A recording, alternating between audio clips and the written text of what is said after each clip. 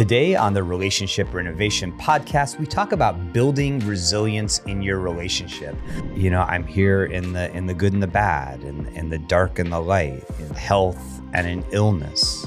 We talk about how important it is for couples to deal with those difficult moments. So it's like uncomfortable situations give us the opportunity to grow and build it. And when you do stick together in those difficult moments, just how much closer you can become. So stay tuned. If we can build resilience, we can get through anything.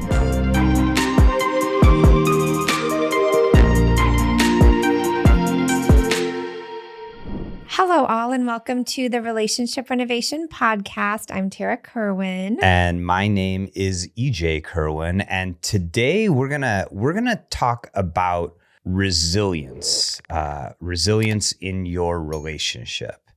And I kind of want to begin this because just sharing a little bit, like we've had some bumpy moments in the past couple weeks, right? Where maybe it kind of catches us off guard, and we end up in a really highly activated moment, and even to the point where it's like kind of scary. Like it's like, gosh, like this is a big thing we're taking on, or this is something that we've tried to solve before and we're still stuck in it, right?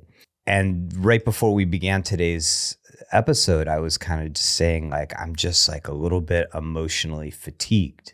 Right.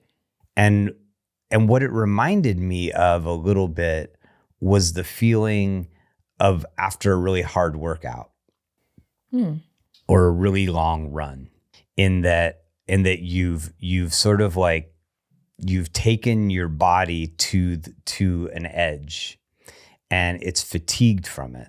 But if you repair and you rest, your body's stronger.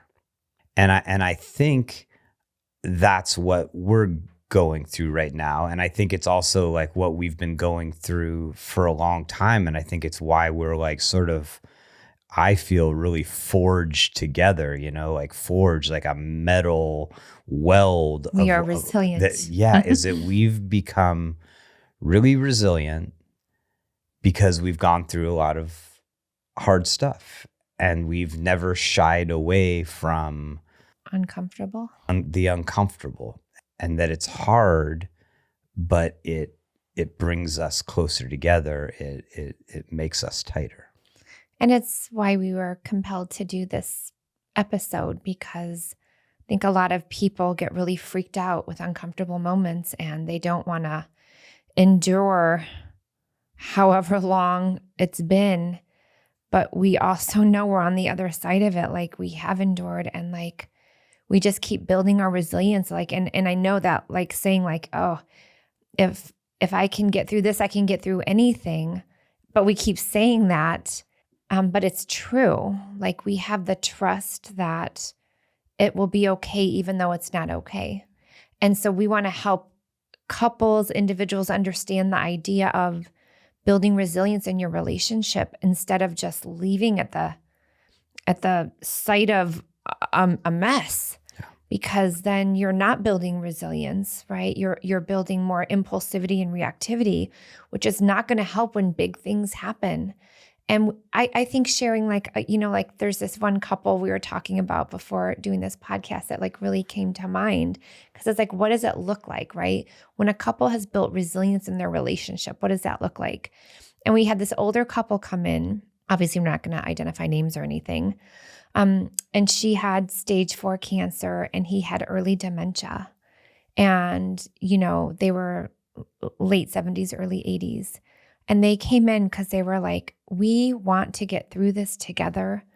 I don't want to withdraw. I'm scared that he's not going to remember. Like, there was just so many external stressors for them. I mean, the idea of passing terminal cancer, early dementia, through it all. And they came into couples counseling for the first time to get through that. To me, that is resilience. Like, hey, we want to be in this together in a really shitty time at the end of one of their lives. Yeah. Like that's profound to me. Well, and resilience is this really important topic, not just in the context of relationship, but in context of just like being a human being. Is what is it that allows you to endure the difficult times? What is it that helps you survive what sometimes feels like unsurvivable? And one of the agreements that we make when we get together with our partner is, I'm here in the good and the bad, and the dark and the light, in health and in illness. And resilience is the trait that gets us through all of these times, and it's so important, Yeah. It's so important because the reality is we all know there's gonna be tough times. Yeah. And then again, with resilience, when you're building resilience, whether it's individually or in your relationship, then you're not a victim to whatever is happening externally. Because now we have power to like manage it, navigate it in ways that feel okay for us. But a lot of people who don't have built resilience become kind of victims to whatever might be happening. And then there's that powerlessness piece, which we know doesn't feel good. And even like from a parent's perspective, coming from a trauma childhood background, like I started working when I was 8 to get food for myself and my twin. Like I've always I had to survive. I literally had to like go out and work from a young age. Now, as a mom, I was like, I'm going to create a totally different environment for my kids. They're not going to have to be uncomfortable. No, actually, I learned last summer that is not good, because if I'm not allowing my kids to be uncomfortable, they're not building the resilience that I built. And now I'm not believing that they can handle it. So it's like uncomfortable situations give us the opportunity to grow and build it. And again, as if you're a parent and you're one of those parents that doesn't want your kid to be uncomfortable, I've learned it the hard way. Like it is really actually good for our kids, because that's what's going to help them build resilience into adulthood. Well, and in the context of relationship, if we're not allowing ourselves to be uncomfortable with each other, then we're not going to bond more deeply, right? Because I definitely think that being uncomfortable, that cultivating resilience also lines up really well with vulnerability. We talk a lot about that as well, is that having vulnerable moments with your partner brings you closer together, right? Sometimes those vulnerable moments have to do with totally external stuff. You're supporting your partner through a difficult situation that they're in at work or with their family, but when it's a vulnerable moment that's about you and I, and if we avoid it, that's one enemy to resilience, building resilience, is avoidance. Right. If we avoid dealing with issues within our relationship, if we don't talk about our intimate relationship, if we don't talk about co-parenting, if we don't talk about our communication, right? If we don't address those things head on, then we don't have vulnerable moments together, and we don't get closer together. Well, and the thing is, when you do have those conversations, even if they're clunky, even if they're uncomfortable, you are showing yourselves, your relationship, like, actually, we can do this. That's what's so powerful with couples who come in, into sessions. It's like they don't think they can do it. And it's really hard at first. But then, right, with the support of a therapist at first to create that safe space, because maybe the couple doesn't know how to do that, then they start building confidence, like, oh my gosh, we can do this. And then by the time they're done and they don't need couples counseling, it's because they've really built resilience, emotional safety. We can talk about difficult things and we're not using the threat of divorce or I'm leaving or flight, fight, freeze or whatever. We all do a ton of stuff. And it's like, that is the beauty of, the support that you seek to help build it, whether it's individually as a couple or even going to couples counseling, is that it can happen in a short period of time. You just have to be willing to take that emotional risk, well, which is scary. It's a bit of a mindset, right? It's saying that the challenges that we face as a couple are not like foundational flaws. They're opportunities. But they're opportunities for growth. They're opportunities for us to grow as individuals, and it's an opportunity for us to grow as a couple. Right. And that's a difficult mindset when things are really tough, because it's easy to look at those problems that you face within your relationship and just say like, we're just not meant to be together.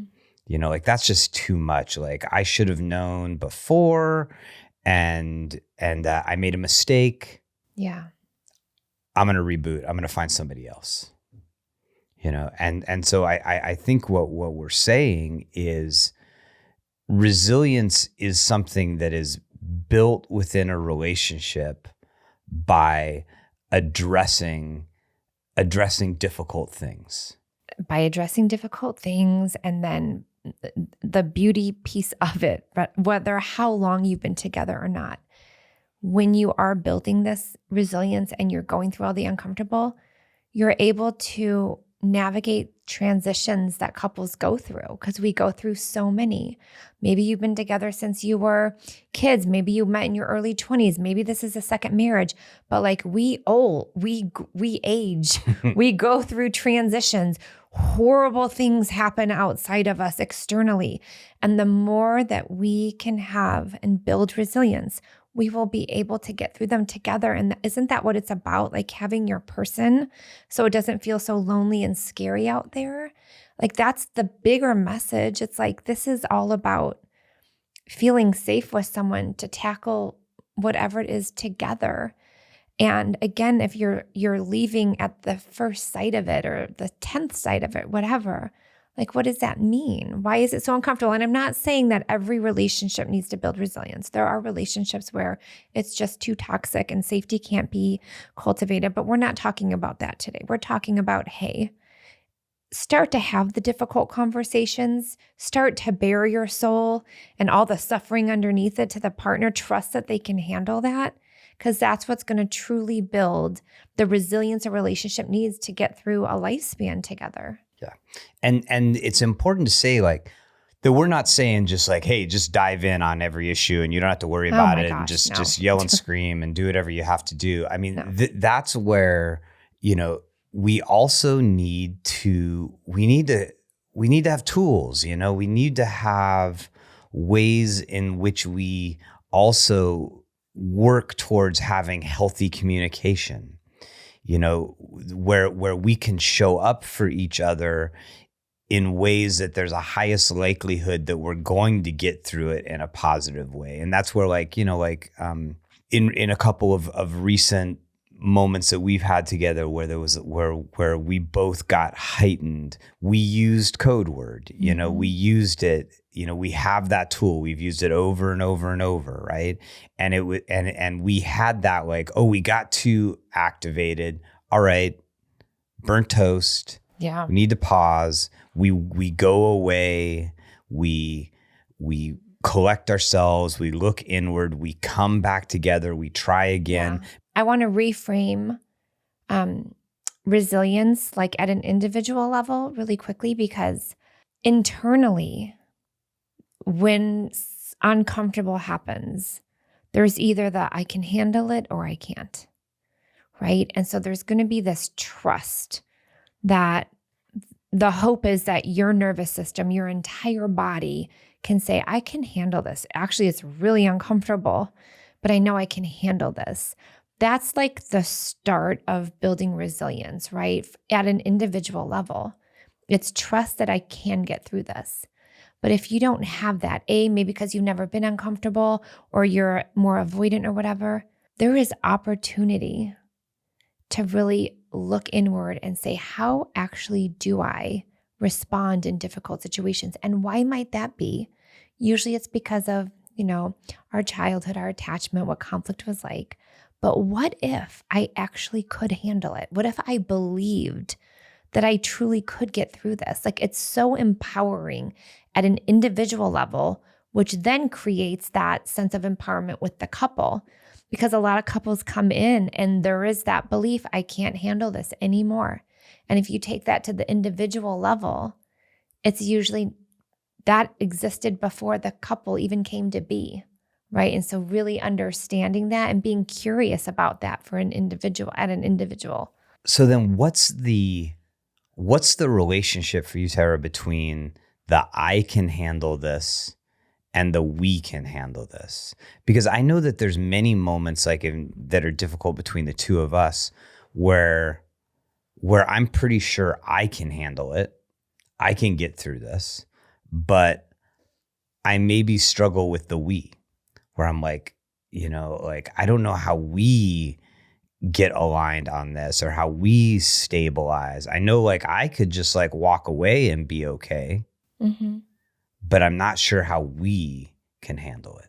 So for me, we have now been together for almost 14 years.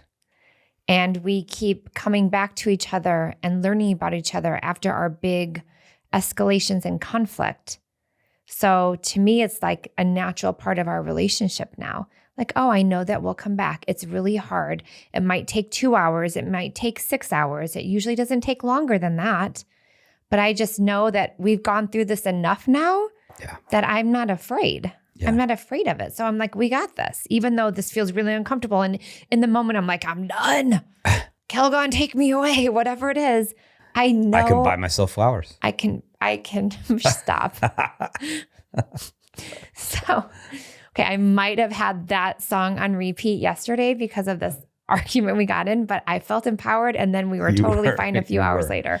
But that's the thing. It's like I trust that even though I'm super heightened, super uncomfortable, triggered, whatever it is, that it's going to be worked out. And so I don't take the impulsive moves of packing up my car. I mean, we've had couples that have had their cars packed with their suitcases that come in just one more time this happens, we're done. Yeah. I don't have to do that anymore. But it took years to continue to build it. Well, yeah, I think because you also keep showing up and you haven't left. So it does take two. I think it comes back to that same metaphor of weightlifting, of working out, is we've built the resilience to maybe even we got muscles, baby. In recent times, we got muscles. Having some really difficult arguments that need to happen. But because we've always dared to go those places together, we've become more resilient. I'm less fearful now, even if we have an argument that feels bigger than we've had in a very long time. Yeah. I'm less fearful that oh, it's over. She's bailing. She's finally done. I can settle into that place of I'm safe. That okay, that was really intense, but I'm gonna take a moment and reflect on what I could have done differently. I'm gonna trust that Tarah's gonna do the same thing, and then we're gonna try it again, because whatever that topic was, clearly we got some stuff to figure out around it. Yeah, and I just always I don't know. As you were talking, I was I think about the couples who stay together after terrible things happen, and I'm so in awe of their resilience. Because we've seen couples where really bad things have happened. They've lost their children, just bad stuff. And I'm just God, you guys, and they think that they're uniquely broken, and maybe they're coming to couples counseling, but I'm oh my gosh, you guys stayed together after that? You guys supported each other. And I know you might feel alone right now, but that's amazing. I'm so in awe of couples who are resilient because they can get through some of the most heart-wrenching scenarios. And although they feel they might want to die, they're in it together. Well, and I think also there's the getting through really difficult stuff that's happening in your relationship in the present, but then there's the total other side of if you stay connected with your partner, go through the difficult times, that you also each have the opportunity to get through the stuff from your past. Yeah. You know, is that grow from it. Yeah, is that my biggest blind spots, the places I get most reactive to in our relationship are when I'm up against negative core beliefs from my past, fears from my past, right? Oh, yeah. And if I stick in with it and I stop just like blaming you and I get really like what happened? Like, why am I feeling this strongly in this moment with Tarah? That our biggest points of conflict and how I react in those moments, that's where I need to grow. Yeah. And so developing resilience in your relationship is actually an opportunity for both of you to evolve and shed some stuff that's weighing you down. To adult. I like to call it to adult. Yeah.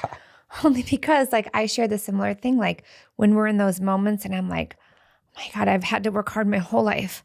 Like I finally deserve to be at peace and not to work hard anymore. Like I am so deserving of this. And then I'm like, actually, like, no, like this is my life. And it can be a lot and it's okay.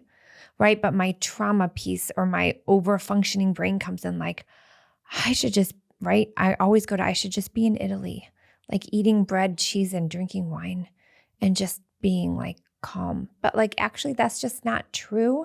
But if I didn't have a different narrative, I would not have stayed in this relationship. Right. Yeah.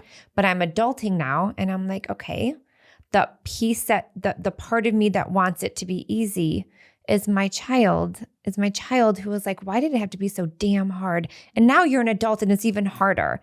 But then I soothe her and I'm like, it's okay. Well, we got this. I think one of the enemies to building resilience in your relationship is that sort of escapist mentality. Because it's so funny. Like Thank you. That's a good way to put it. You open up a lot about how like do I have your permission to? I don't know what it's about. We can always cut it if it's not. This is true. But you're always like, hey, I'll just go work at Trader Joe's. Like I don't need you. I'll get an apartment and live at Trader Joe's or like I should be in Italy drinking wine and eating cheese. And you tell me a lot about your escapist. My escapist is it's so funny. It's like so different. Like my escapist in these moments is like, if this doesn't work out, I'm moving to Tibet. I'm gonna go into a cave. I'm gonna meditate. I'm never gonna get into a relationship again. Like I'm like mine is like isolate. Yours well, and it's so interesting because you have never told me this before ever. No. I'm like, I'm going to become a freaking monk. And how many times have you heard Trader Joe's? Oh my God. So there you go. Again, but we're still working. Like I want you to share more with me. I love hearing that. Like I love that. That's totally what you would do. Yeah. The enemy to my building resilience with you is just like, you would be better off on your own, which is interesting because I grew up only child for a big chunk of my life till my sister came along when I was a little bit older. Yeah, like I'm yours just is alone and in a room, listening to the Beatles, listening to punk rock, doing my own thing. Exactly. I'm like, we cannot go on the escape route, people. Yeah. Maybe sometimes together we can go to Italy and go and meditate in a cave, honey. Anyway, but getting back, like I hope listeners are hearing kind of the message, which is uncomfortable times happen for everybody. Especially in romantic relationships, right? Our partner can be our biggest trigger. But if you're willing to brave yourself and to have a new narrative, maybe I can handle this, and then maybe we can handle this. This is how resilience starts to build. And then, right, life gives you lemons. We're going to make freaking lemonade. Well, and I think it's also important that are definitely times in relationship where you need help. Yeah. Where you need to go, to couples counseling, or you guys need to read a book together. Or you need to, go through some process that supports you in building some skills, of gaining awareness, of taking personal responsibility. I mean, one of the biggest blessings for our relationship has been the fact that we decided together to specialize in couples counseling. Right. Because as weird as it might sound to people, like we literally have discussions daily, if not weekly, about about all of our stuff in the context of like all of the skills we teach people to do on their own. Like, we're constantly talking about, about predicting, planning, and preparing from Stan Tatkin, and we're constantly talking about, hey, we met with Abby Metcalf a few weeks ago, and she shared how important it is to greet one another when you walk in the door, and we've had a couple come on and talk about instead of saying what's wrong or are you okay, saying, hey, what's happening for you? Like, we need help. All of us need help. Yes. And we're in the environment all the time. And a lot of our listeners are not couples counselors together. So that's why we share our podcast. So that's why you as individuals, right, you can't always get through it on your own. No. You need help. You need tools. You need a community, a village. It takes a village. It takes a village to have a marriage. A healthy one. Yes. All right. Anything else that we haven't covered in the resilience building, why it's important, getting through difficult times together, sharing a few examples? I mean, I just love the idea, a couple of them that we really embrace here. Two, like sort of ethos that we've developed in our relationship and that we really promote through our center. One is, your partner is your greatest teacher. That those lessons are really hard, and they do take a lot of resilience. That the person you love dearly triggering you is difficult. Yes. And in order to stick with that, you have to be resilient. You have to be okay seeing aspects of yourself that you might not want to see. And I think that that's just like so important in personal growth. And I also want to share that as parents and in our family, our kids, right? They notice our arguments. They can feel that. They also see us come back and repair.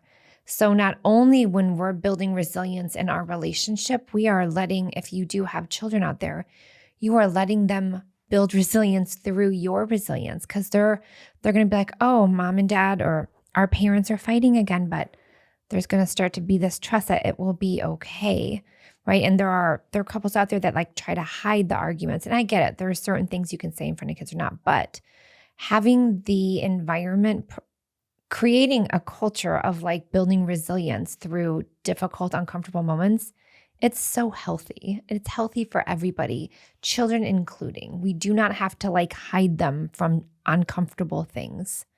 So that's just kind of as the cherry on top for me, honey. Yeah, I mean, I think the bottom line that we're saying is we have to face difficult times together. Yeah. We have to look at our own areas of growth. We have to look at the aspects of our relationship that are causing conflict. Yeah. And by addressing it together, we build strength.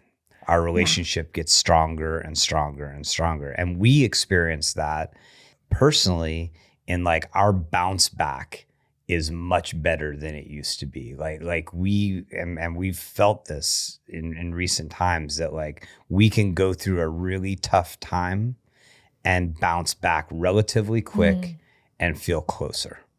So I like this new story. If we can build resilience, we can get through anything. Yeah, absolutely. Like that? I do. I like that a lot. Awesome. Well, thank you, listeners, for listening to us. And again, if you have any questions or insights or just anything you want to share, please reach out to us. We love hearing from you. We love reading your emails. We love reading your love letters to us. It's so beautiful. Yeah. Yeah. I mean, share with us, like these, how did you become more resilient in your relationship? Yeah. You know, what are the fruits that you've seen in your relationship when you stick with it and get through those difficult times? And thank you for listening. As always, take care of yourself, take care of each other. Bye-bye. Bye-bye.